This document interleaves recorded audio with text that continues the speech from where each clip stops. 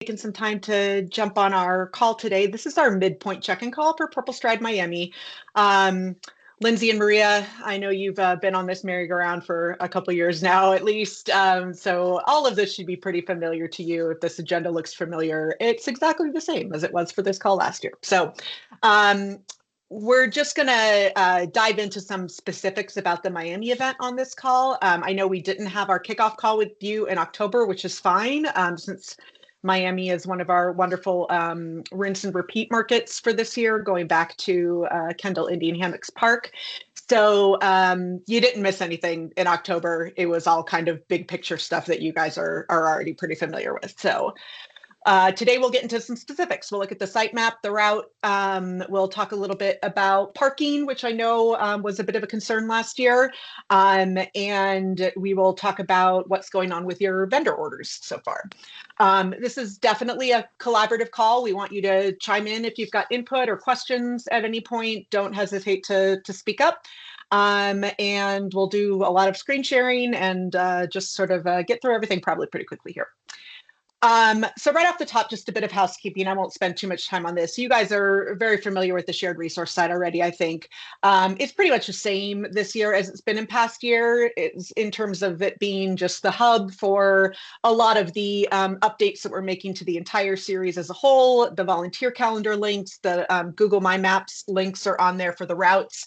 And the document library, of course, has Miami's community specific folder in there. And the other thing I was just going to call out, which is mentioned on this slide, are just the trainings and tutorials. Again, not to belabor it, but you guys pretty much know what's going on. So probably not a lot that the tutorials are going to offer you. But if you did have questions about anything, wanted to just sort of like bone up on any knowledge about specific aspects of the event, there are great recorded trainings on there that you can look into in the tutorials, trainings, and meetings folder. I called out a couple on here having to do with the event route specifically. I believe you had a volunteer route lead last year, and I'm spacing on the name, but I know this came up. Yeah. Yes. So okay, great. He won't be here this year. Okay. They're actually moving. So we might need more help with that this year. Okay, so I think we're still early enough in the process right now that you can continue working on identifying somebody who can step into that route lead position as a volunteer.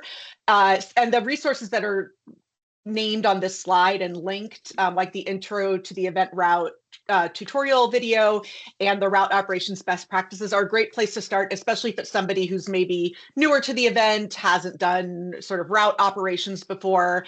Those are great resources to sort of start them on. Yeah. How about if we don't find somebody? We can talk about that on our third call that we have with you. It does happen. You will still have the 2 Event 360 staff people and a PanCan staff person. If it's truly dire straits and there's nobody on the volunteer side who can sort of take on leading the route operations, our staff will be able to do it, but it is important whenever possible that they can sort of stick around at the site while the event is going on. Getting them out onto the route sort of pulls them away from other things that they need to be responsible for during the event. So as we're approaching our next call with you in March or early April, if it's still feeling like you're really running up against a wall on finding somebody to do that, just give us a little shout and we can sort of strategize on what we might be able to do, even if it's somebody who's willing to just sort of jump in and help our staff, if not take the lead themselves. That's better than having one of our staff people have to go out and do it on their own. Yeah. All right, checking in real quickly on our deliverables timeline. So this should look pretty familiar to how we had things last year. The deliverables that we provide at various points in the planning process that are specific to the Miami event are the route map, which will live on Google My Maps until we make the PDF version much closer to the event, the site map, which we're going to go over on the call today, and the vendor tracker will also go over on the call today. We got our happy little green check mark next to 1/2/26 this last Friday. We posted the first versions of these documents.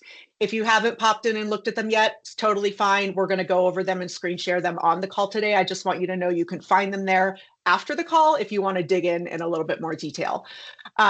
Here's where we are right now, 1.5 to 123, we're reviewing these on all of our market calls with the PurpleStride affiliates. You guys are still pretty much at the beginning of our call schedule this week. So we got a lot to get through with all the markets and want to give you some time for sure to go over the documents and provide us with any additional feedback you might have even after this call. We can make changes on this call if you have things that you know of already, but if not, take a look at them afterwards. You will have until the end of this month to get us any of that initial feedback, changes you want to see made to the site layout, additions or things to be deleted from the tent order, everything like that. By the end of this month, any feedback that we get from you will be incorporated into the next round of updated documents that we're going to do, and those will be posted to the Miami folder on February 9th. After that, you can definitely still continue to get us that input. We're just not going to send you new versions of the map every time we move a tent around on it. The next version, new versions of the documents that you'll see after February 9th will be on March 23rd, and that's right before we have our pre-event call with you. Big bad deadline to keep in mind for that is March 16th. That's really the last chance, drop dead, for change requests. Anything you want to have changed, added, anything like that, try and get them to us by the 16th of March. The caveat and star on that is that we know that sponsors and all-star teams won't be finalized until after that deadline. We'll definitely add all of that in. You don't have to let us know about those. We're going to get that information and add those in. But if there's anything else you want, March 16th, the day to get them to us. And then we'll review them again on that last call that we have, our final details call. And then everything gets stamped with big capital F final and go into the event book, which you guys should remember having that on the event last year. Any questions on deliverables, documents, shared resource site? No. All familiar, good? All right, sounds great. Yeah. Looking at some of the infrastructure changes, and this hopefully is not the first time you're seeing this. We did go over this on the October calls that we did, which I know we didn't do with you. But there are some series-wide infrastructure changes that PanCan has put into place this year. Because Miami is an event with more than 700 participants, most of this isn't going to apply to you. Most of this is for the smaller events that have fewer than 700 people. But just a couple to call out just to make sure you're familiar. The start finish line may look a little bit different. Does Miami have a premier sponsor, or have you historically? Yes. Okay, Yes. great. So if you have your premier sponsor again this year, then it's going to look exactly the same. You will have that trust structure as for the start finish line, because we'll put the premier sponsor on the start finish banner, and that'll go on there. If for some reason the premier sponsor does not come through for Miami this year, we're going to look to get a balloon arch or something else, but it doesn't sound like that's going to be the case. The other big one to call out down here, highlighted in yellow on the bottom right, this applies to all events, is that t-shirt distribution on event is going away. So hopefully you've heard that already. So there will be no t-shirt tent. T-shirts are going to be fulfilled in advance and mailed directly to participants. You will have probably a small inventory on hand for folks who reached the fundraising threshold after shirts were sent out, or for survivors or people who make donations on event. But Wait, I have the a question t-shirt, about that. sure thing. Did that come from PanCan? Because last I heard was that they were not having any shirts on event day, so that we wouldn't have issues of like people trying to get them. I don't know, maybe Janice can answer, or whoever. Yeah, it's sort of like an unofficial thing from PanCan, the small supply that you will have. We're definitely not promoting that to participants to say, if you didn't get a shirt, you can get one on event. It's Yeah, for it's not those like we're gonna special have a tent. cases. Yeah, Yeah, it's we're for not those gonna have special a tent. cases. People shouldn't know. There's not gonna be a line. It'll be something very internal, having a few at hand, but that's it. But if you do have those superstar fundraisers or somebody who's just insistent on getting their t-shirt, we don't want you to have to leave them empty-handed. So in all likelihood, you'll keep these in the volunteer tent or someplace where you can just send people one-off if it comes down to that. Okay, got it. Sure thing. Everything else on here should be the same as it's been in the past. So nothing that you need to worry yourselves about too much. Please get off. Thank you so much. I'm on a call. The last thing to bring up, which may affect Miami, just as one of our wonderful Florida markets that can get slammed with rain or heat at any time, is the weather contingency. And we may have discussed this. I know we've had like coolers with ice in them for you in the past. Just for this year, we're sort of dialing back a little bit in terms of how early we initiate some of these weather contingency pieces. We're really going to wait until about 7 to 10 days out from the event when we can start looking at the forecast and see for real what it's looking like it's going to be. And if we are seeing rain in the forecast, we are seeing excessive heat, like over 85 degrees on event day, then we can activate some of these contingency pieces, whether that's a tent to go over the stage if it's going to be raining, or getting you some of those coolers with ice in them if it's going to be especially hot. So just something to keep in mind. If you don't see these things on your tent order leading up to the event, just know that as soon as the weather service starts to tell us what things are going to be like on April 25th, we are looking very closely at it. Questions about any of this? Nope. You guys are so easy. All right. So I'm going to pass the screen share over to Jordan, and we're going to take a look at the site and the route. Real quickly, while he's getting that all pulled up and ready to go, since we didn't talk to you in October, I just want to confirm the timeline that we have for the Miami event. We have a note on here that you were maybe wanting to push things back by half an hour. Minutes. Yeah, the timeline we had for you last year was 7 o'clock site open, 8 o'clock opening ceremony, 8:30 walk start, 10:30 event end, and you want to push all that up half an hour to open at 7:30. Is that correct? I apologize. We're doing a 7:30 site open. I think that's what had been communicated to us. We decided to push it back 30 minutes because, and I don't know if it was because it was a new venue last year, but at the time that the opening ceremony was supposed to start, there was nobody. Dark, yeah. So on the day of, we decided to push it back, I think like 15 minutes or 20 minutes, like waiting for people. And I just think because of that, now this year we want to be ahead of it and just call it for a later time. Okay. Yeah. So 7:30 site open, and then what time would be the opening ceremony? 8:30 opening ceremony, 9 o'clock walk start, 11 o'clock event end. And Jordan, presumably there's no issues with the site. There isn't. They only okay. ask that we just make sure everybody's off. Like the walkers are off the route by 11. That's when the public starts to come to the park. But I mean, that's when the event's going to end, so we're good. Yeah, well, that won't be an issue. Nope. All right. Take us through the route, Jordan. Or Perfect. the, Going site. to this site map. So I went through and I didn't see any. It looked like you guys were able to fit all the tents in with all the trees. I went through all the albums. I didn't see any problems with a tree being in front of a tent or anything. I think the only thing I noticed was I think we swapped Sylvester and Survivor. I think Sylvester was closer to the stage. And I think the other addition was Raising Cane's next to food and beverage. We're definitely going to have. I may have to email you as we get sponsors and as the comments start coming through with the sponsors, as far as what sponsors don't want to be next to each other. Okay. As we all know, we've had those. Sylvester can't be. Yeah. Next to us. I remember that. We have those two. Here, but I don't think they haven't said anything about bringing the flower truck back this year. Have they, Janice? No, they have not. That's something we're going to approach them about. I have a meeting with Baptist tomorrow.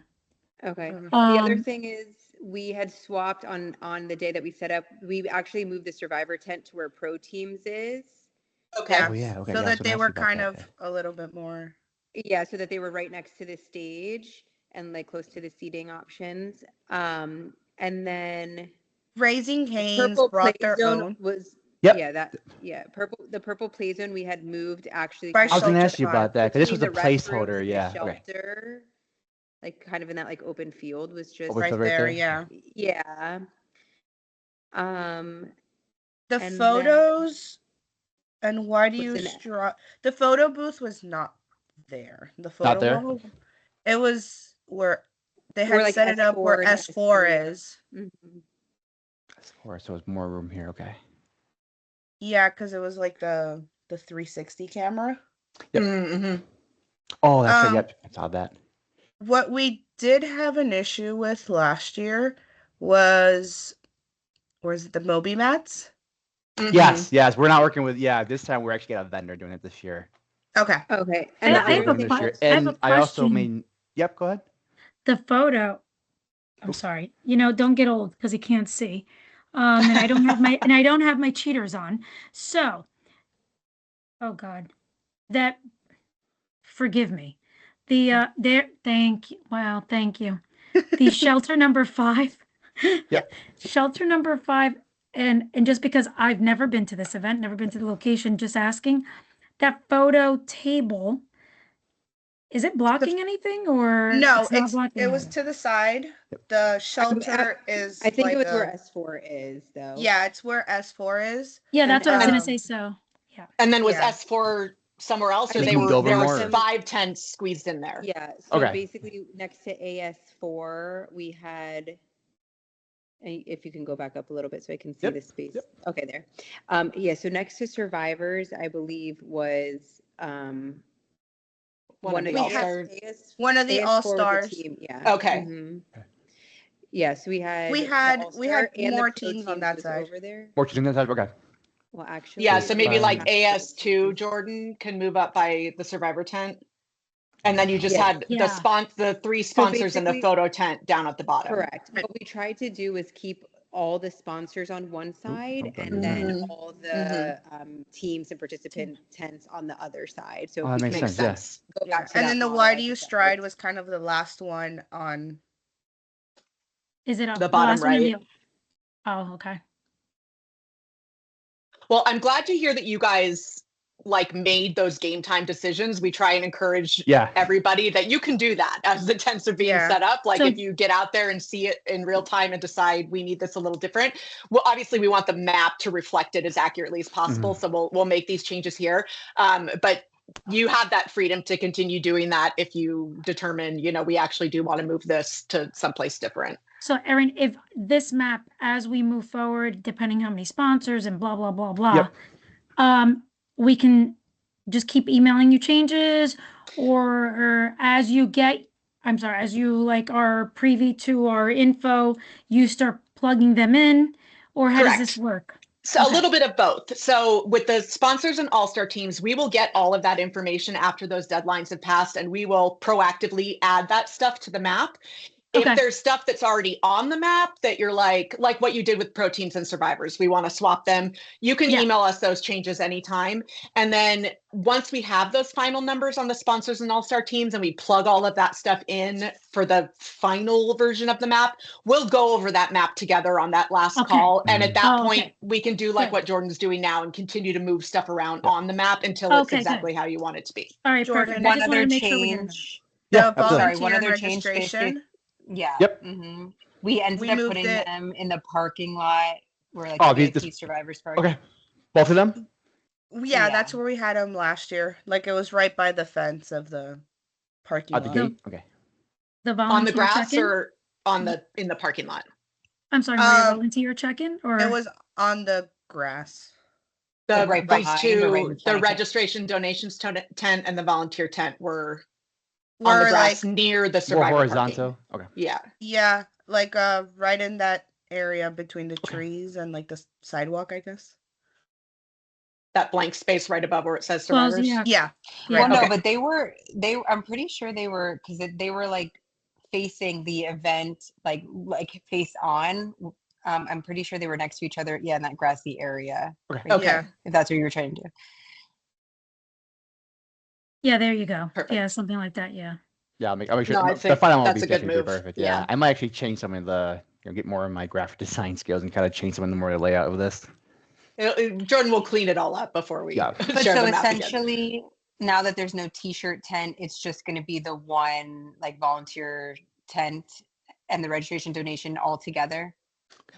They'll still be separate tents. We put them side by side, or we can separate them more if you want. If you think that you can get by with combining them into a single tent, we can definitely do that too, if you want to just cut down on the number of tents. But for right now, because of the size of your event, we have you slated to have a separate registration and volunteer tent. So it's 2 10 by 10s, or that's a 10 by 20? It was just hard to see. 2 10 by 10s. They're just kind of right on. Yeah, I would keep it like that for now. Yeah. All right. And then my only question is, now when you seeing everything together, do you see any spots we can add more tents just in case you have more sponsors this year, more all-star teams? Was there any room to grow, like spots we could add more tents? Definitely not. There was not. Okay, The okay. only thing I can So tell you that is so that was the limit. if we Okay. get rid of the flower truck, yeah, because Yep. it was even hard already. Like one tent was like kind of positioned like in a weird angle so that it wasn't behind a tree, and like we didn't know who to put there. So I would say we probably could not unless we like get rid of the flower truck and no other like extras brought by a sponsor. But I don't think. Yeah, And 'cause even like the Raising purple Cane's was play the zone, we only kind of one. had to just like throw behind also. Like it worked, but it was, you know, kind of like out of sight. So I don't think we would be able to. And like even we only had one pro team, and it's just like a lady by herself. So she was like, you can give my tent to, you know, Oh, okay. another team or another thing. So like we ended up making that game time decision also, but I don't think we Perfect. would be able to add in the current location. Yeah, this is all really good input since you guys were on the ground and saw. I know that on the map it's really hard to tell with all these trees, which is great for shade, but not so great for making a map. As we move forward, obviously we're going to keep an eye on the number of sponsors and all-star teams. If it's looking like we're going to be outgrowing the amount of space that we have here, there's a few little creative workarounds that we can do. If you is looking like there's only going to be one pro team, that's not going to need a 10 by 20. We can downsize that to a 10 by 10 and buy a little bit of space there. There's always the option to put something like Why Do You Stride or the photo booth kind of in the middle, as sort of like the center of the circle. So just none of this we have to determine right now. These are all things that we can sort of play with a little bit, putting the AV tent behind the stage so that opens up a little spot next to it. These are all things that you know we can play with, and Jordan's really good about. I'm sorry, quick question. This is based on the amount of sponsors and all-star teams we've had last year, correct? Correct. Yeah. Yep. Okay. Perfect. I think And I will logistic-wise, say, I had. sorry, I was just Oh, gonna say, sorry. I I was will just say, saying. like our all-star teams are pretty consistent from year to year. Great. And even the pro teams as well. So I would say like this would be the same, Pretty and maybe much, even yeah. more as new teams come in, like Right. with recent diagnoses and things like that they tend to like fundraise a lot in the beginning. So we could potentially have more, but I would say like we're for sure going to have this again. Yeah, in terms And all of, our, we'll expect listen, this. Lindsay, you have to give us credit with all our recruitment and fundraising efforts. yes, That's right. I mean, correct. Listen, we want nothing more than for there to be a ton of all-star teams because that means they've raised a ton of money, and that is That's the right. ultimate goal. We'll find a way to make it work. This is not the most challenging site we've ever worked with, so we can definitely get creative on what we're doing here. And the start and finish truss worked where it was placed, right? Or was that also one that got moved as well? Okay, worked perfect.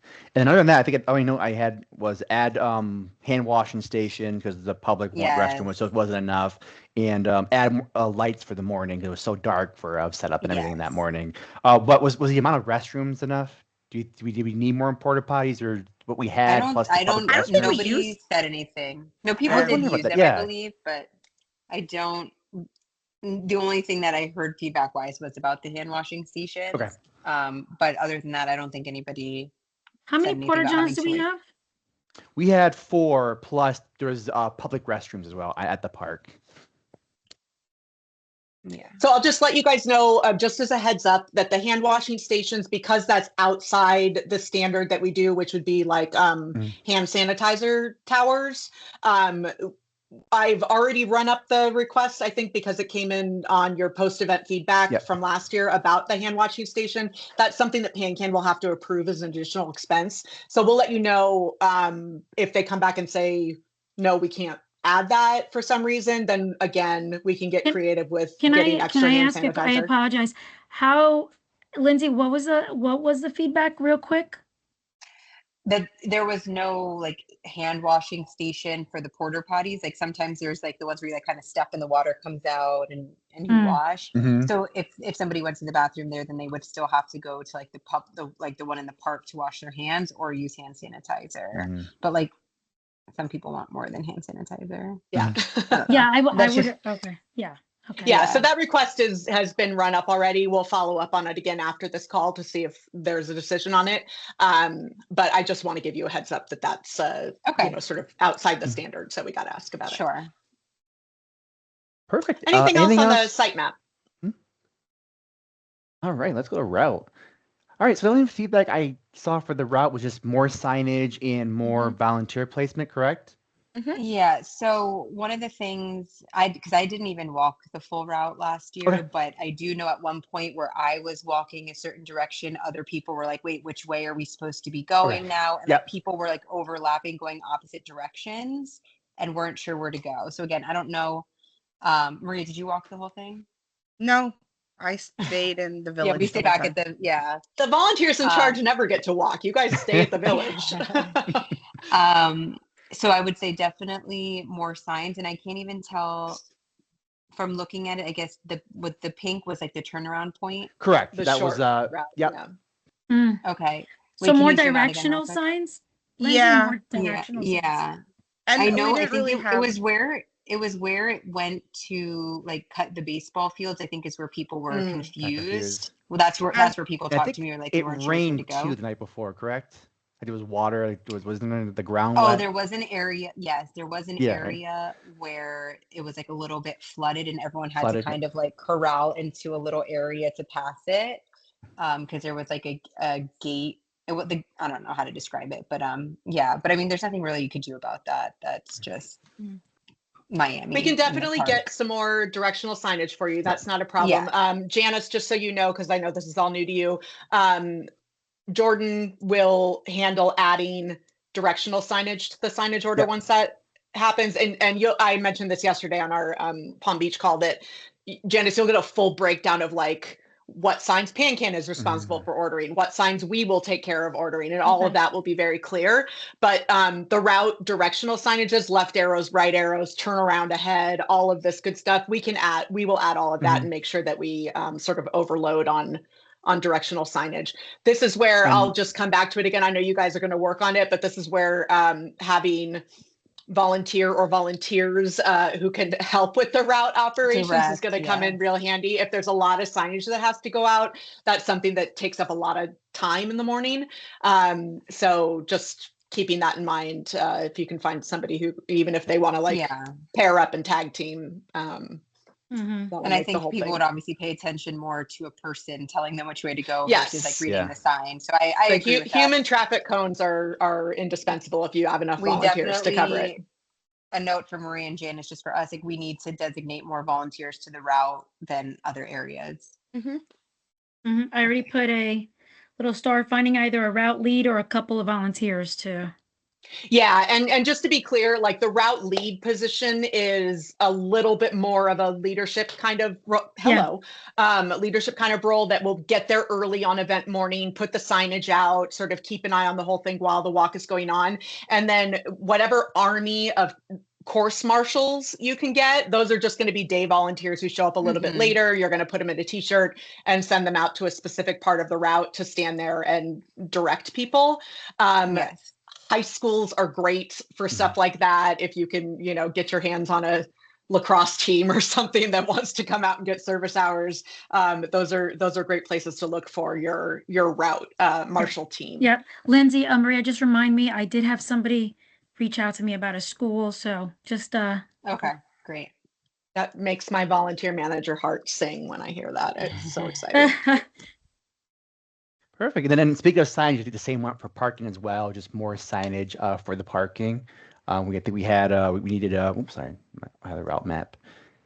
We had more VIP and survivor signs, more arrows and parking here signs, and I think we also had asked for more handicap parking signs as well.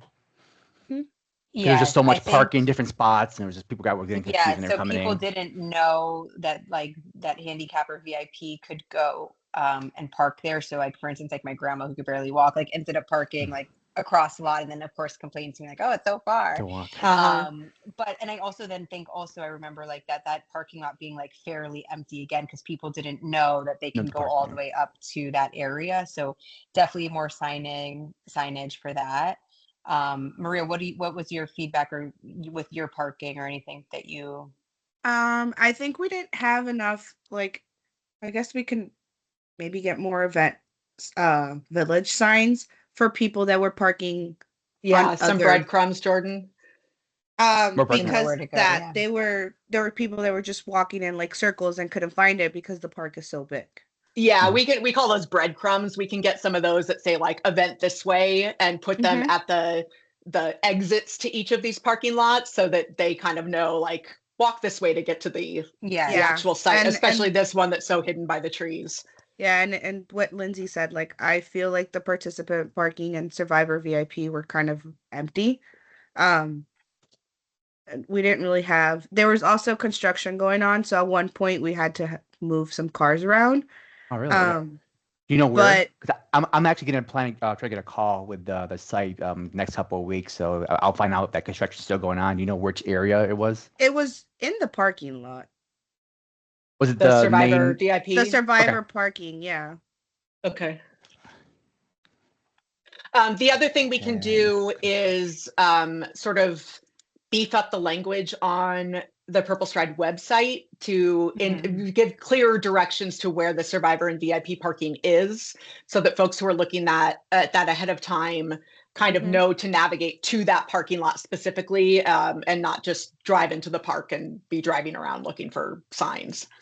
Yeah, I think on our end, that's a good idea too, especially when we reach out to every survivor, like personally welcoming them before the event, say, here's the map with directions. Send them a Google Map link. Yeah, exactly. Yeah. And also for like VIP, I don't think we ended up giving anyone VIP status last year, but I guess like the top teams and fundraisers and things like that, we can send them also with like, here's your special reserved parking. Or yeah, and we do sort of preemptively plan for about 10 of those parking spots as the top team benefit. So if you do end up having teams that qualify for that, just know that we sort of have those set aside if they're needed. Top teams include us top sponsors? Because I know one of our top sponsors comes in with a big team. Yeah, so we sort of purposely keep Survivor and VIP vague. If some of your sponsors are VIPs and you want to allow them to park in this area, you can do that. It really will fall to you guys to determine how parking in this area is policed, if you will. Whether you want to give people parking passes that they put on their dashboard, it sort of becomes like a self-governing thing that way, that people realize, oh, if I don't have that, I shouldn't park here. Some volunteers there that can help, just direct people, oh, if you're not a survivor or haven't been given permission to park in this parking lot, then just move on down a little bit. Then I think we had 2 parking attendants too as well. Yes. So we can discuss sort of strategies for doing that, if you need some suggestions for the best way to police it. Did you find that last year there were I know you said some people had trouble finding it to begin with, but there were people parking there that weren't survivors or VIPs, they were just regular participants? Honestly, because there was still spots open, I don't think it even mattered who parked there, kind of thing. I think it ended up being okay. And the one thing I'm saying for this year that I'm hopeful for is that because it's returning to this location, that people are more familiar with maybe where to park or how to get there, that it won't be as troubling or Exactly. So I think we'll be okay. It's just maybe more signage about handicap, Survivor, VIP, and then it should be okay. Okay, sounds good. Perfect. All right, that's all I have for you guys. Like I said, I'm trying to get on the books, to connect with them, to kind of go over it, and I'll go over the construction with them, make sure there's no construction going on. But yeah, if you have anything else that I need to bring up with them, just let me know, and I'll bring it to their attention. All right, let's talk vendor tracker. All right, so this is the IRF, the infrastructure request form, where we track all of our vendors. Lindsay and Maria, you may notice that this looks a little bit different than what this document has looked like in the past. It actually looks very different. We totally revamped the IRF this year. So let me take you through what it looks like and how it functions now, which I think is actually a much more intuitive way to look at things. But I will say off the top that this is a document that in all likelihood you'll want to pop into after this call is over and look at in a little bit more detail. This document is going to go through a lot of changes still. It's still in its very early form here. So don't be alarmed if you look at it now and you're like, there's hardly any vendors on here and these numbers aren't right. We're still, getting it up to speed with exactly what you're going to need. But let me take you through sort of the ins and outs of this. This first planning and event summary page, honestly, is not anything you need to pay much attention to. This is mostly internal notes on the site and who's in charge here and everything. Scrolling down or onto the second page of the document where it starts vendor summary. This is where we're starting to track the exact vendors that we have lined up for different items or services. So right now there's not that much on here, totally where we should be right now in the booking process. There is a lot on this list, and you will see that there are several things on here that are listed as not needed. We know that these things are not going to be needed, so why are they still on the list? It's because we're just starting out with this document, and this is the same sort of format that we use for all of the events that we do. And so there are some other events where we do have plywood and VIP security and things that we're having on here. By the time the next round of this document makes it to you on February 9th, a lot of this stuff will be deleted. So you won't have anything on here that you're wondering like, wait a second, do we need labor? Do we need fans? You don't, and we're going to remove those things so it's much less confusing. So if you can bear with the in-depth nature of this list for a little bit, it's going to get much better. As we continue to move down, everything under this orders and distribution, which is pretty much the rest of the document, is broken down by sort of where things go within the site. The first three little sections here, numbered 1, 2, and 3, are general supplies and services that don't necessarily have one place that they go. Your trash bags and the dollies that you're going to use, and the golf cart and radios and things like that are general site supplies. If they're marked with zeros, not all of these are accurate right now because we haven't updated them yet, but you're going to look in this quantity column, and anything that you see a number for is something that we're going to order. If there are things that are zeroed out, again, we'll go through and delete that stuff. There's no reason Miami needs to have electric heaters on its list. We're never going to order electric heaters for your event. So next version will have fewer things on it. Same with route supplies, general site services. This is where you can already see we've got quantities listed for table and chair setup, banner installation. These are things that we are arranging with the tent vendor. Other things that don't apply, like shuttle service, labor, things like that, are going to be zeroed out or deleted entirely. After the— Real quick on that. Yes. Sorry, so the tent banner installation with the one that's saying that the tent company is going to be responsible for hanging the, okay. Or that we have asked them to do that. We know that in reality, sometimes they get out here and have no idea what you're talking about. But that is our standard, is to ask the tent company to do the banners. Did they do them last year? Well, no, the past 2 years we've had like stagehands or like two different like paid. Yeah. Actually, that concern has come up with other affiliates as well. Yes, it always does. We always ask the tent company to do it. Some tent companies will tell us flat out that's not something we do, in which case our Event 360 staff always know how to put the tents and banners up, or the signs and banners up. And sometimes they just need some extra hands to help with that. So we may end up, if that's the case again this year for Miami, you may see a couple, like 2 or 3 here for labor InstaWork, where we hire like stagehands to come out for the day. Yeah. That's a concern we'll address once we've determined definitively if the tent company will do it or not. So you can look forward to seeing that on a future version. So moving down, you're going to start to see now it's divided up by actual physical areas of the event village. So Why Do You Stride being the first one on here. This is the Why Do You Stride tent. There's going to have a 1 here for our 10 by 10 tent that we have there. The chairs and tables, the number that we're going to have is going to be filled in, pipe and drape to hang the signage. All of these will be quantitied out.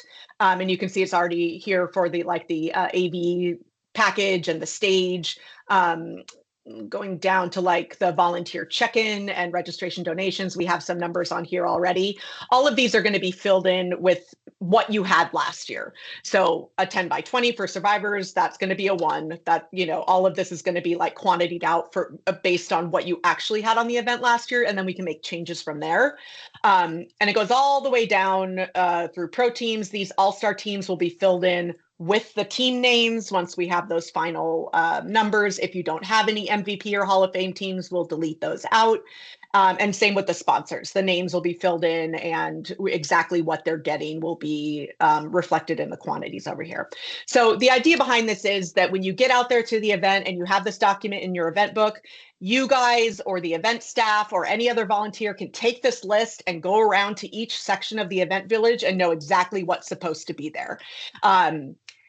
Down at the bottom, we also are going to have, once our pivot tables start cooperating the way they're supposed to, it's going to be broken down by vendor so that it'll say Grimes Tent Rental is providing 147 chairs, 36 tables, or whatever it breaks down to be. So again, you can take this list in front of you and put it up against the invoice that the tent company shows up with and say, okay, good, these numbers match up. It's a much more intuitive way to think about doing it. As you may remember, we used to divide this up by vendor, which wasn't super helpful when you're like trying to figure out, okay, for our proteins tent, like what do we have that's supposed to go in there? And you have to go and find it on the bigger list. So this is an improvement, I think. Do you have any questions? I know I just threw a lot at you. No, I don't think, not yet at least. I think once things start getting filled in and. Okay. Yeah. And if there are things you know about already that you're like, hey, listen, I know we didn't have enough chairs for the front of house survivor seating, or we knew we had too many chairs in our survivor tent and we want to get rid of some of them. You can get us that feedback anytime and we'll make those changes. We also understand that some of these we won't really have a good idea on until we get a little bit closer to the event. This is a living, very dynamic document that is not going to be final until late March. So we have lots of time to make changes to it. All right. Whew, good stuff. What other questions do you guys have for us? I guess we're going to receive an email about our next meetings like we did this time to schedule in. Definitely. So the pre-event calls will be the start end of March. What are our exact dates? March 23rd through April 3rd is when we'll be doing those calls. We pack them all into 2 weeks. And those, you know, Lindsay and Maria, you'll remember, those are the calls where your event staff is invited to join those calls so you can sort of see them firsthand. I believe we're sending the same, or going to try to send the same staff to you that you had last year. Same with whoever your PanCan staff people are. That's a call that certainly, like, if you have identified a route lead, you can invite them to that call so they're sort of getting the firsthand scoop. And if anything comes up before we're scheduled to talk again at the end of March that requires a longer conversation, if that's about pep talking a route lead or addressing some concern that is too much to go into an email, just let us know. We throw one-off calls on the calendar all the time. Sometimes it's much easier just to get on a call and talk about it. As Hannah learned with my emails already. Janice, I'm here to tell you, we love questions like that. So continue sending them. Yeah, I would rather have you ask what you think is too many questions than have you sitting in the dark wishing you knew something. Well, I'd rather just strain everything out now than absolutely in April. Yeah, and it's so much. You've been around for 3 months. It's so much to wrap your head around. Like, I've been doing this for 5 years and still have questions about things. Well, I think I think we're good. Okay. Right? So January 30th.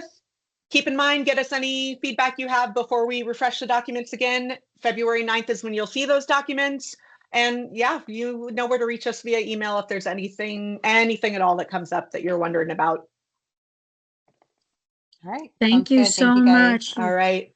You Thanks, guys. Have Thanks, everyone. Have a great night. Nice to see you again, Lindsay and Bye. Maria. Take care. You too. Bye.